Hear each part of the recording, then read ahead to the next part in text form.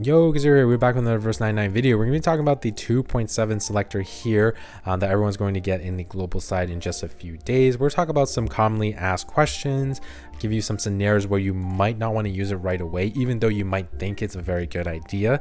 And then we're going to talk about each of the characters here and what I think about them and their pick value. Okay, so let's talk about some commonly asked questions. So is this permanent? Yes, this is permanently going to be added in 2.7. So even newer players after 2.7 will have access to this box as long as you clear some of the story quests. Is this item going to be permanent? Does it expire? No, it does not expire. As you can see, there's no timer on it.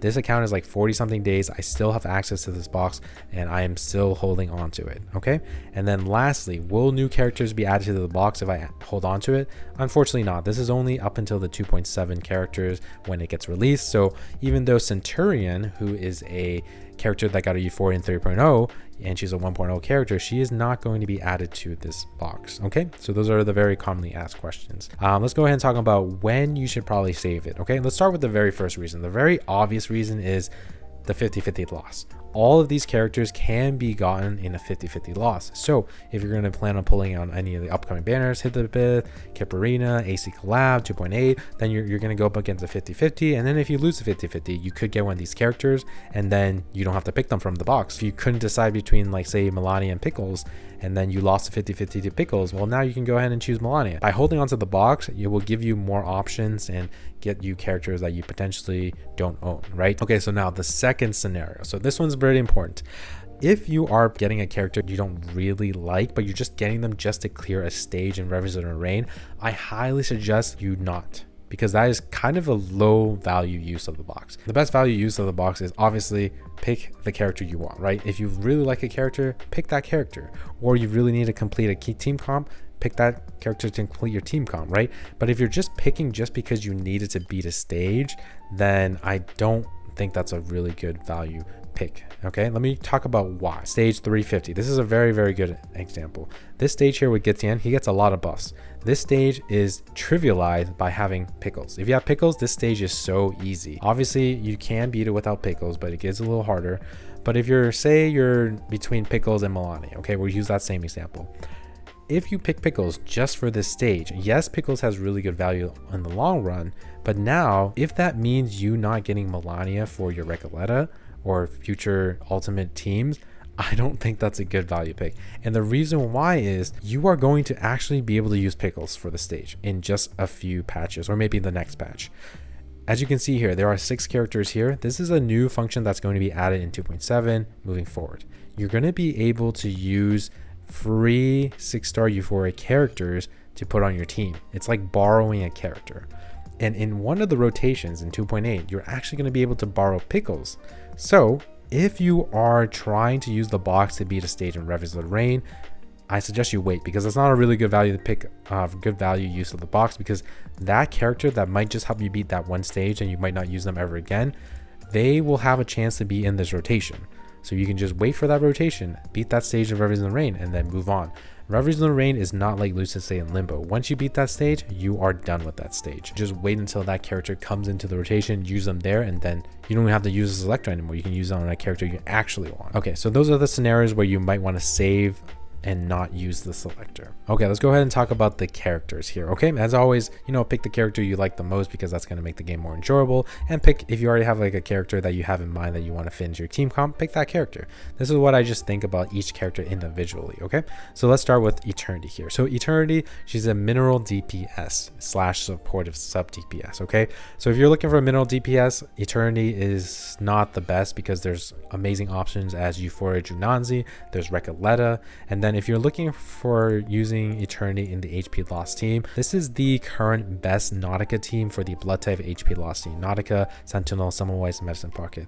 Yes, you can place Eternity here if you don't have any of these characters, or if this is a 5-man content, you can place Eternity here. She would be really, really good, but she doesn't really have a best in slot in any team, and you are better off picking other characters. Let's go ahead and talk about the next character. The next character is going to be Pickles. So Pickles is really, really good. So he is a mineral sub carry DPS support that is going to buff your mineral characters amazingly. So Not only that, he's going to get a cleanse. And again, like I told you in the 350 Reverie 351, his cleanse is so good. It's not just usable in 350. You can use him in other stages where the bosses get really crazy buffs and they are dispellable. Pickles comes in really clutch there with his Euphoria. So he can be played in Junazi teams, he can be played with Recoleta, he can also be played in Sentinel and Semmelweis and Eternity teams to buff up those characters. So overall, Pickles is really good pick. I think he's definitely one of the top 3 choices in this box here. All right, we're going to be talking about Miss Newbabel next. So she is really good. She's a top tier sustain shielder. However, let me just give you the scenario. If you are planning on pulling for Kipperina, then the value of picking Newbabel from this box is very low. So if you plan on getting Kipperina, don't pick Newbabel. That's basically it. She has like one team she really shines in, which is the J Babel comp, but that team is slowly not seeing as much play as other teams. Obviously, if you need a shielder and you need a sustain, there is one more other character in this box that might be a little higher value pick than this Newbabel. So that's pretty much it. On Lee. So on Lee is overall really good. She is a bit niche, however. She can't really play into every team. She does have her niche because there are stages in Reveries of the Rain where she's really good, but you don't really need her to beat it. The war team definitely wants to have On Lee in it. But overall, she's just an okay team. There's a problem that I talked about in my stream. Again, if you want to have a huge breakdown of all the characters or more breakdown of the characters, watch that stream. But right now, in my opinion, the plant Afflatus is having an identity crisis. It doesn't know if it wants to be incantation. It doesn't know if it wants to be poison. It doesn't know if it wants to be petrify. It doesn't know if it wants to be ultimate. It's kind of like, you know, dipping its toe into every kind of team archetype, but it's not doing well in it. So that's like the problem with the plant characters. Nothing really with Ananli. She kind of fits into both of them, where she's like, yes, I, you know, have incantation leveling up capabilities, but oh wait, now I have some debuffing capabilities. So I wish for Ananli they just kind of doubled down on something so that she can really shine in it. But she's kind of like niche, but not a great niche. So I don't really think Ananli's that great of a pick. She's definitely not in top 3. Okay. All right, Melania here. Okay, this is my favorite character, and even though she's my favorite character, biases aside, she is in the top 3 of using this selector for. If you don't have Melania, getting the first copy of Melania is so clutch because she fits into so many teams. Every skill here is valuable. By using the ultimate, you're going to give your whole team at max 72% ultimate might. You're going to gain 30 something critical rate and damage, and then she will have the utility of stealing Moxie from the enemy. So it's not like Bicorn where they seal him and then the enemy might get seal immunity. No, you straight up just yoink that Moxie and the enemy usually cannot do anything about it unless they have like Moxie guard or something like that, right? And then the Euphoria skill for this card, this is going to implant a debuff on the enemy. When they attack the enemy, your teammates, you're going to get Moxie. So every single card in her kit is valuable for Euphoria, and any of the ultimate comps are going to use her, like Recoleta. You can even use her in Noir teams. You can even use her in like the Hizabeth team. You can use her with Buddy Fairchild. You can use her in even Dynamo if you want, and you can even use her in the upcoming 3.0. So Centurion now is going to scale off of Ultimate Might.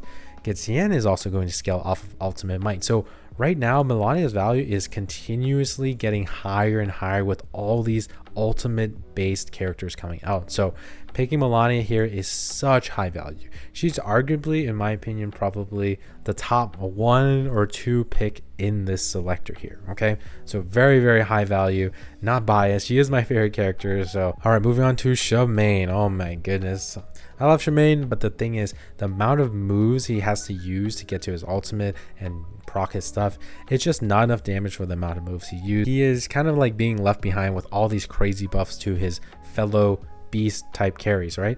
So Centurion, Euphoria, Getienne, Euphoria, they're actually crazy. And then Melania, we just talked about, is crazy as well. So unfortunately, he's not going to be a pick that I suggest you going after. Pretty low value in my opinion. Let's move on to Jessica. So Jessica, she has 2 Euphorias. As of 2.7, she's only going to have 1. And again, like I said, the plant Afflatus archetype or whatever is having identity crisis. It's a hot mess in the planet Flatus right now. So that's why she even got her second Euphoria. The first Euphoria made a poison unit into a petrify unit. That made no sense. So then in Euphoria 2, they were like, okay, let's go back to her roots, which is poison. And then even then, it was kind of a little bit too late because they already had nerfed poison a little bit in the Reveries because so many of the enemies were not weak to Genesis damage. I think getting Jessica or any plant unit right now without, you know, future units being added to really boost them up is very risky, okay? They really need to kind of figure out what they want to be in this Planet Flatus archetype, okay?